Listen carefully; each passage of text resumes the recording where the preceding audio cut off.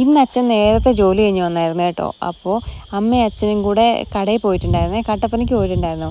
വേറൊന്നുമല്ല, വീട്ടിലേക്ക് ആവശ്യമായിട്ടുള്ള സാധനങ്ങളൊക്കെ വാങ്ങണം എന്നുണ്ടെങ്കിൽ എല്ലാ കാര്യങ്ങളും അറിയുന്ന അമ്മയ്ക്കല്ലേ. അപ്പോൾ അമ്മയും കൂടെ പോയിട്ടുണ്ടായിരുന്നു കേട്ടോ. അമ്മയാണ് എല്ലാം തിരഞ്ഞൊക്കെ എടുക്കുന്നത്, അതായത് പച്ചക്കറിയൊക്കെ ചീഞ്ഞതാണോ നല്ലതാണോ എന്നൊക്കെ നോക്കിയെടുക്കുന്ന ആൾ അമ്മയാണ്. അപ്പോൾ അമ്മയും കൂടെ പോയിട്ടുണ്ടായിരുന്നേ. അപ്പോൾ വരുന്ന വഴിക്ക് ചിക്കൻ വാങ്ങിയിട്ടുണ്ടായിരുന്നു കേട്ടോ.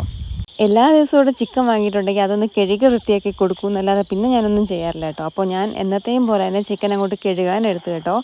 അപ്പോൾ ഇവിടെ എല്ലാ ദിവസവും ഭയങ്കര തണുപ്പാണ് കേട്ടോ. ഇപ്പോൾ മഴ പെയ്യുന്നതുകൊണ്ട് ഞാനിപ്പോൾ വോയിസ് ഓവർ ചെയ്യുന്നത് തന്നെ നല്ല തണുത്ത് വിറച്ചിട്ടാണ് കേട്ടോ.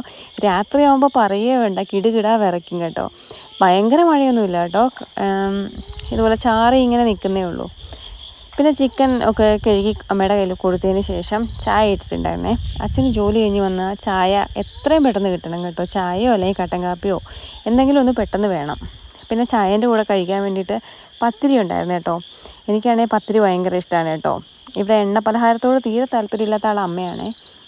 അതൊക്കെ കഴിഞ്ഞതാ കുറേ സമയത്തിന് ശേഷം അമ്മ കറിയൊക്കെ ആക്കി പിന്നെ പൊറോട്ട വാങ്ങിക്കൊണ്ട് വന്നിട്ടുണ്ടായിരുന്നേ തട്ടുകടയിൽ നിന്ന്. അപ്പോൾ അതും ചിക്കൻ കറിയുമാണ് കേട്ടോ ഇന്നത്തെ കോമ്പിനേഷൻ എന്ന് പറയുന്നത്. അങ്ങനെ ചിക്കൻ കറിയും കൂടെ ആയപ്പോൾ ഞങ്ങൾ 3 പേരും കൂടി ഇരുന്ന് കഴിച്ചു കേട്ടോ.